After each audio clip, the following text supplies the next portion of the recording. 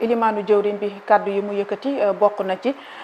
nguur gi nga xam ne ñoo fi nekkoon dañoo posone réew mi laata rek ñuy dem ci wàllum dette cachée bi bokk na ci wax ponk yu mu yëkkati foofule. waaw en fait c'est trop facile nag pour ñun. à chaque fois ñu poser ko une question mu taxaw ne non parce que dañ fi bàyyi woon une dette man j'ai entendu sur les propos de l'ancien ministre des finances yàlla na ko yàlla yërëm te jéggal ko Mamadou Moustapha Ba mu ne la dette elle est intergénérationnelle te loolu mooy dëgg parce que tey même boo xoolee tey dans la vie nii courante tey nit bu génnee àdduna tey maara day taal yi ay njabootam ñooy hérité ay patrimoine am mais ñooy hérité tamit ay detam donc il faut que ñu xam ne tey nguur comme ni ma ko waxee woon sànq état continuité la il faut que ñu xam ne tey état tey booy jéem a jël nguur da ngay taxaw ne man ñi fi nekkoon dama bëgg def li fi gën donc pour man tey état bu taxaw war a tey sukkandiku te ñëpp xam nañ ne tey état li muy dépenser moom mënu ko produire surtout ñun suñu état yi nga xamante ni seen loxo jotul seen digg ginnaaw li leen di dimbali mooy tey ñi nga xamante nii mooy tey dette yi nga xamante nii ñu ngi koy am ci yenn institution financières yi mais tey boo bëggee taxaw lu am wala lu tëb ak fu mu tëbee nga ne non parce que dette bi ñu fi amoon dafa kii dañ ñoo bàyyeel waa boru sàngam ñun kay bu fekkoon defal nañ ñu lii kon heure bii kon dëkk bi duñu ko waxati donc pour man loolu c'est trop facile beneen bi nga xamante ni tey dama ciy ñëw ci loolu mooy buñ ñu waxul loolu ci nguur gi fi nekk ñu ngi gis ne tey il y a tey une intimidation pourquoi ma ne une intimidation parce que am na benn député Anta Babacar Ngom bu poser une question ñu attaqué ay parents am parce que pour man loolu tey yoon da cee war a jóg parce que tey nekk député am tey immunité parlementaire tamit warul tax tey nga taxaw devant l'hémicycle di maanaam saaga sax laa ko mën a wax parce que tey boo taxawee bàyyi jàmbur nga ne tey sàcc la kooku saaga nit ki mënu ko weesu donc pour man ce gouvernement là doit répondre tey aux questions des députés des réponses techniques comme ni ma ko waxee woon sànq mais pas lu ñu wax nga ne non parce que la dette xam nga biñ fi bàyyi dafa salé non facture bi kay dafa métti donc pour man képp koo gis mu yor kër taxaw di jooy naan non dépense bi dafa métti te jur fa ay doom c'est parce que dese ngaa doon responsable man noonu laa ko jàppee mais mënuñu ne tey lu ñu wax nga ne non parce que xam nga ki ma fi bàyyi loon tey courant bi wala ki ma fi bàyyi woon tey locataire bi nga xamante ni moo fi nekkoon bien avant man tey moo fi bàyyi lii pour man loolu c'est pas une bonne gestion te aussi état bi dina xaw a yàgg tey régler la problème des Sénégalais pourquoi parce que créé wuñu tey des ressources yoo xamante nii tey ñu ngi faire tourner l'économie pour mën a tey soutenir tey xam nga ces dettes publiques là créé wuñ ko parce que depuis lors je pense bien que ne même Anta Babacar Ngom ci loolu la ñëw parce que depuis boobu ñu ngi seetlu ne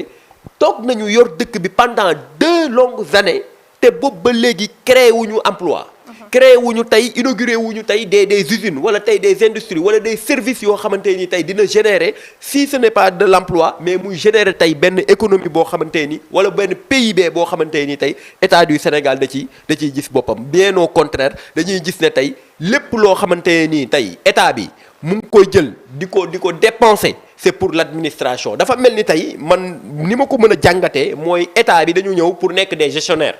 waaw maanaam dañ leen fee teg pour que ñuy gérer xam nga maanaam di garder intérim quoi mais amul lu ñu créer et si vous vous souvenez bien am na benn sortie boo xamante nii tey je pense bien c'est le premier ministre moo ko defoon devant l'Assemblée nationale mooy ba ñuy wax lañ fi jot a def budget bi ñu jot a kii nan fan lañ ko jaarale mais est-ce que vous avez vu tey li nga xamante ni tey après dafa am indignation ñëpp génn di ko dénoncer mooy la part de l'investissement bi nga xamante ni état bi génn na ko investir ko sur les Sénégalais boo ko dee xool c'est 1000 fois rien donc bu fekkee tey tu n'engendres pas de l'argent pour que tey sa propre investissement en retour bi nga xam ne moom ngay def ci Sénégalais yi la construction d'hôpitaux la construction tey de kii les subventions de certaines entreprises pour que ñu bañ a nërmeelu mais bu boobaa nan la production de richesse di amee te bu production de richesse amul nan la ñuy fayee suñu dette donc je pense que ne on a un problème franchement boo xamante ni ñi fi nekk dañ cee war a penché wu tey mooy ñu xam ne ñoom la ñu fal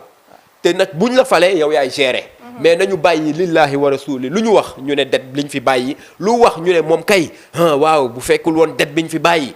kon heure bii Sénégal parce que le premier ministre a parlé à peu près comme ça kon heure bii li ñuy dund ni duñ ko dund il faut que ñu arrêté ci loolu parce que 2 ans ku munul soppi réew wala boog nga teg ko ci début de soppeem yow man gëwma tey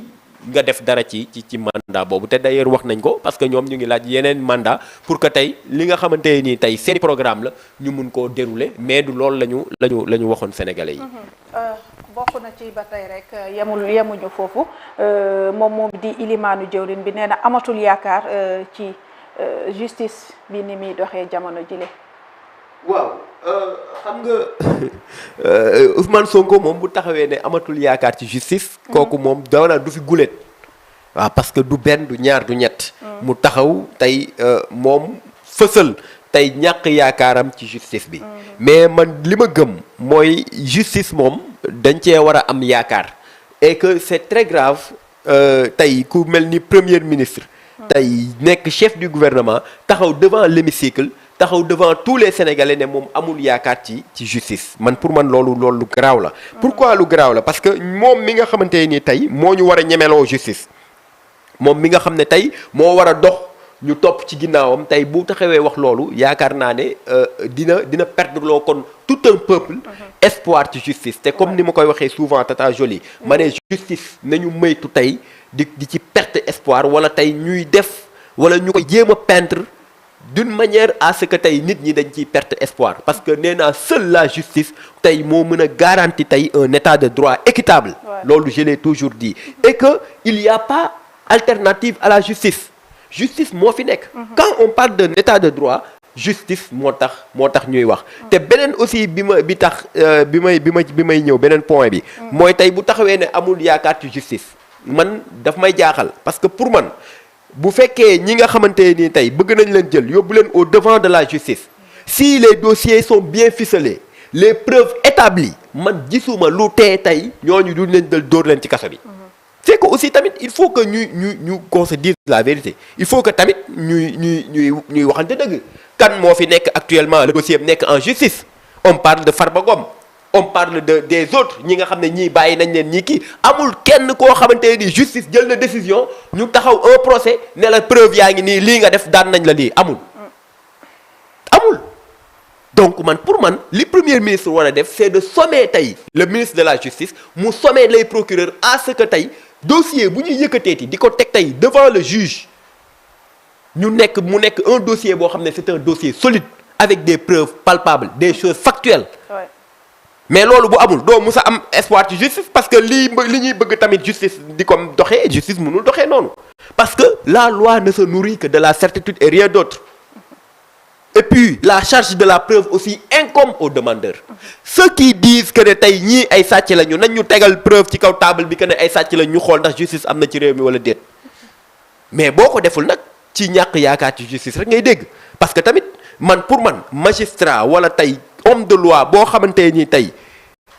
serment téye na la tey la nga xamante ni waatoon nga ko et que justice bi ngay rendre au nom du peuple tey tax na laa jóg man gëm naa ne doo joxe tey benn verdict wala ngay jàpp kenn di ko téye sur des détentions arbitraires te loolu moom bu dee am moom yaakaar naa ne kenn du mës a am yaakaar ci justice. donc nañu jël dara teg ko suñu loxo bu boobaa dinañ xool ndax tey justice bi dinañ ci am yaakaar wala déet wala boog ñun askan bi dinañ leen ci bàyyi.